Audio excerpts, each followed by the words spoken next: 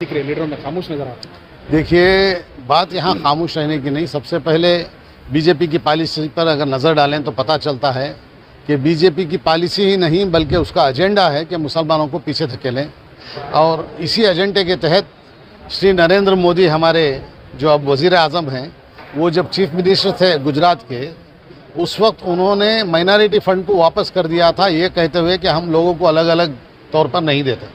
जबकि वहाँ माइनॉरिटीज़ बहुत बैकवर्ड हैं। उतनी बैकवर्ड माइनॉरिटीज़ को ऊपर लाने के लिए उन्हें जो इमदाद मरकज़ी हुकूमत से दी जाती थी, वो जब मनमोहन सिंह हुकूमत के दौर में जब भेजा गया था तो उन्होंने वापस कर दिया, ये कह के हम सिर्फ माइनॉरिटीज़ को नहीं दे सकते फ़ंड। ये उनकी पॉलिसी दिखाती है। अब वो वज़ीर आज़म बने हैं। इसी तरह अब हमारे बोम्माई साहब जो हैं, अगर बीजेपी में उन्हें कोई मकाम फिर से चीफ मिनिस्टर बनने की उन्होंने ऑलरेडी तमन्ना जाहिर की है, इसके लिए उन्हें बीजेपी को खुश करने के लिए मुसलमानों के पूरे हुकूक से महरूमी करना है मुसलमानों को। यही काम उन्होंने किया है। असल में ये समझते हैं कि देश आगे बढ़ेगा ये 20% मुसलमानों को पीछे धकेल के। ये हरगिज़ नहीं होगा। हमारा देश बहुत पीछे पड़ जाएगा। क्या करना चाहिए अभी रिजर्वेशन के लिए?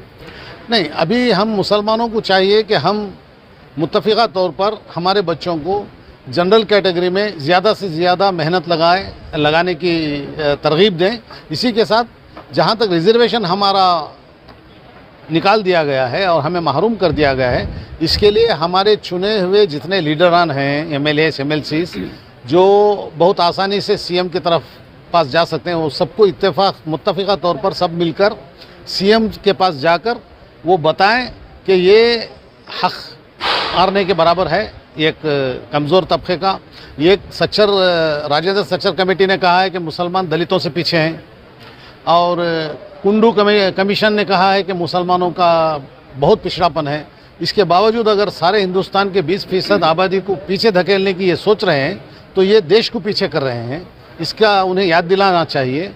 और उन पर दूसरी बात ये कहना चाहिए कि हुकूमत जो चलती है सबके टैक्स से चलती है। भाई, हम भी टैक्स देते हैं, लाखों रुपया टैक्स देता हूं मैं अकेला, और सब मुसलमान भी टैक्स देते हैं। इतना सब टैक्स दे के जब हुकूमत चलती है तो उसमें मुसलमानों को उनके हुकूक से महरूम कर दें, ये कहाँ का इंसाफ है? हम चाहते हैं कि सबके साथ हुकूमत इंसाफ करे। और ये हुकूमत का 4% हमारा जो निकाल दिया गया है, हमारा 14% जो हुकूमत का तनासुब है मुसलमानों का, 14% आबादी को 4% भी कम है, उसी को निकाल दिया। ये हम कंडेम करते हैं और जेडीएस की तरफ से सख्त कंडेम करता हूं, और हमारे चीफ मिनिस्टर से डिमांड करता हूं कि वो फ़ौरन फिर से उसको लागू करें 4%, और उससे बढ़ाकर देने की कोशिश करें। सर, ये बताओ कि तुम्हारी तरफ से जेडीएस से डेलीगेशन सीएम को मिलने का? मैं देखिए, सबसे पहले हम हमारे साबिक़ चीफ मिनिस्टर श्री कुमार स्वामी साहब से मिलकर बातचीत करके उन्हें आवाज़ उठाने के लिए तरगीब देंगे।